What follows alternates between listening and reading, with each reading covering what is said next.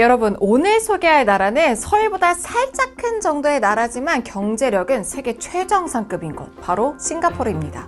경제력이 어느 정도냐면요, 1인당 GDP는 우리나라보다 2배 이상 높고요, 전 세계적으로는 3위에서 5위 정도를 차지합니다. 무디스나 스탠다드 앤 푸어스에서 책정한 국가신용 등급이 무려 AAA 등급이에요. 뭐 자원이 많은 거 아니에요? 이렇게 생각하실 수 있죠. 그런데 싱가포르는 자원이 거의 없는 나라입니다. 석유도 거의 나지 않고요, 광물도 없어요. 심지어 식수도 부족해서 물을 말레이시아에서 수입해야 했습니다. 아니, 그런 나라가 어떻게 세계 최고의 도시국가가 됐을까요? 정답은 단 한 사람, 리콴유라고 하는 지도자에게 있습니다. 1965년 싱가포르는 말레이시아로부터 강제로 독립을 당합니다. 독립을 원해서가 아니라 독립을 당했어요. 리콴유는 말레이시아에 통합되는 걸 원했어요. 왜냐하면 싱가포르만 덜렁 떨어져 나오면 너무 작은 국가가 되는 거잖아요.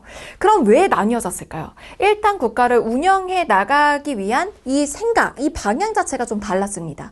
말레이시아는 말레이계 사람들을 중심으로 한 나라를 생각했고요, 리콴유는 다양한 인종이 어우러진 나라를 생각했죠. 결국 중앙정부가 말레이계 우선 정책을 고수하면서 싱가포르를 분리시키기로 결정합니다. 1965년 8월 9일 싱가포르가 독립을 당했던 그 시기에 TV 생방송에서 리콴유가 온 국민 앞에서 자신의 감정을 말하는 영상을 한번 볼게요.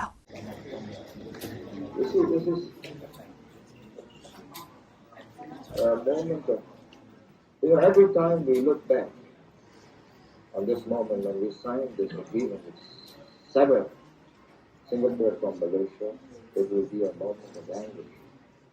I mean, for me, it is a moment of anguish because all my life,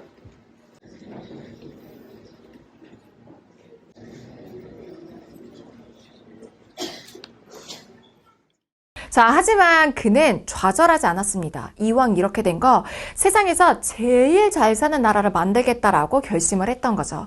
그리고 그 결심이 싱가포르를 완전히 다른 나라로 바꿔놓습니다. 독립 직후 싱가포르는 혼란 그 자체였어요. 경제도 망가져 있었고요, 부패는 만연했어요.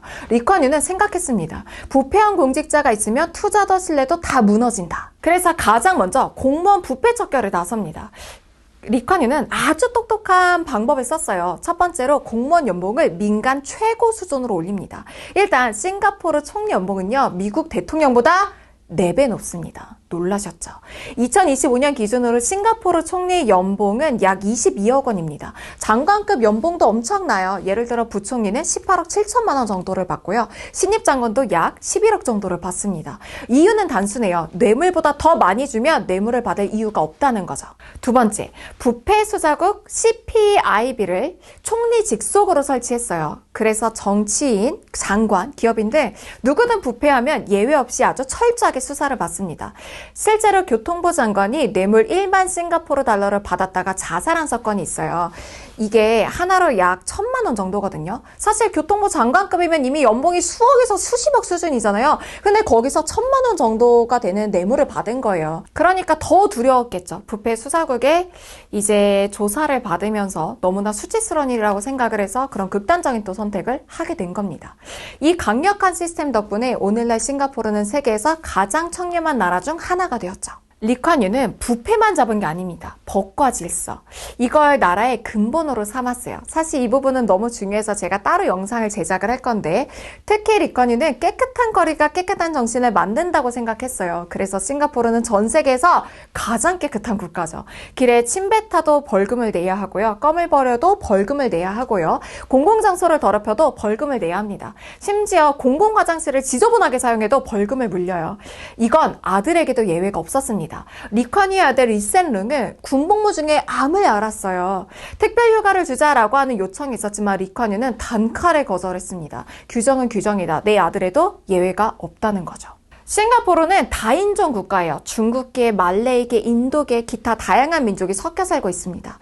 리콴유는 그 다양성을 이끌기 위해서 영어를 공용어로 채택을 했어요. 어린 시절부터 영어를 중심으로 교육을 받고요, 동시에 자신의 민족어도 씁니다. 예를 들어 중국인이라면 영어는 당연히 하고 여기에 중국어도 배워야 하고요, 말레이계면 말레이어, 그리고 인도계면 인도어도 배우는 거죠. 영어를 기본적으로 할 수 있으니까 덕분에 싱가포르 학생들은 글로벌 시장 어디에서든 또 통하는 인재가 된 거죠. 이제 나라를 정비한 리콴유는 싱가포르가 가진 지리적 강점에 주목합니다. 그 핵심은 바로 물라카 해협. 이 물라카 해협은 그냥 바다가 아니에요. 인류 역사상 가장 중요한 무역 루트 중 하나였거든요. 이 15세기에 포르투갈이 동양 무역으로 진출을 할 때도, 또 17세기 네덜란드가 동인도 해사를 통해 무역을 독점할 때도, 19세기 영국이 제국주의의 정점을 찍을 때도 모두 이 물라카 해협을 통제하는 것이 핵심이었거든요. 왜냐면요, 인도양과 태평양을 잇는 유일한 바닷길이기 때문이에요. 동쪽으로는 중국, 일본, 한국이 있고요. 서쪽으로는 인도, 중동, 유럽이 있죠. 결국에 이 물라카 해협을 틀어주면 세계 무역을 지배할 수 있었던 거죠. 리콴유는 이거를 또 너무 잘 알고 있었습니다. 그래서 싱가포르를 세계 최고의 항구 국가로 키우기로 합니다. 항만 인프라를 세계 최고 수준으로 깔고요. 세관을 혁신하고 배가 기항하는 가장 빠르고 편한 곳으로 만든 거예요. 오늘날 싱가포르는 세계 2위 컨테이너 항구를 자랑합니다. 사실 1위는 중국의 상하이지만 싱가포르는 효율적인 면에서는 여전히 넘버원으로 평가받고 있어요. 자, 물라카 해협을 확실하게 자리 잡고 난 다음에는 리콴유는 외국 기업을 끌어모으기 위한 파격적인 전략을 세웁니다. 바로 우리는 간섭하지 않겠다. 대신 청렴과 효율은 보장하겠다라고 약속을 해준 거죠. 그래서 싱가포르는 세금은 낮고 규제는 최소화하고 행정은 빛처럼 빠르게 처리해줬습니다. 어느 정도였냐면요. 기업이 오면은 일주일 만에 법인도 설립하고 사무실도 계약하고 인허가까지 끝내줬어요. 한국이나 일본이나 미국에서는 수개월에 걸리는 걸 단 7일 만에 끝내준 거죠. 리콴유의 마지막을 한번 보면 2015년 3월 23일 리콴유는 향년 91세를 일기로 생을 마감합니다. 그가 세상을 떠나자 싱가포르는 일주일 동안 국가 애도 기간을 선포했어요. 국회의사당 앞에는 무려 수십만 명의 조문 행렬이 줄을 이었고요. 사람들은 국기를 들고 리콴유의 사진을 안고 울었습니다. 어떤 시민은 이렇게 말했어요. 우리 아버지가 떠난 것 같습니다. 이 나라를 만든 사람은 바로 리콴유입니다. 장례식은 국장으로 치러졌고요. 미국이나 중국이나 일본, 인도, 유엔 등 세계 각국의 정상들이 조문하거나 추모 메시지를 보냈습니다. 오늘날 싱가포르 사람들은 리콴유에 대해서 어떻게 생각할까요? 직접 들어볼게요. I wanna know, do you admire Prime Minister Lee Kuan Yew? Of course, without Lee Kuan Yew, there's no Singapore now. Everything is set by him and his group. 리콴유는 완벽한 리더는 아니었습니다. 그의 통치는 권위주의적이었고요. 때로는 강압적이기도 했습니다. 하지만 그가 없었다면 지금의 싱가포르는 없었을 겁니다. 자원도 군대도 없이 시작해서 부패를 없애고 다인종 사회를 통합하고 세계 최고의 교육과 항만 인프라를 만들어놨죠. 또 외국 자본을 끌어모아서 세계 경제의 중심지가 되기까지 단 한 세대 만에, 그게 바로 리콴유와 싱가포르가 만든 기적입니다.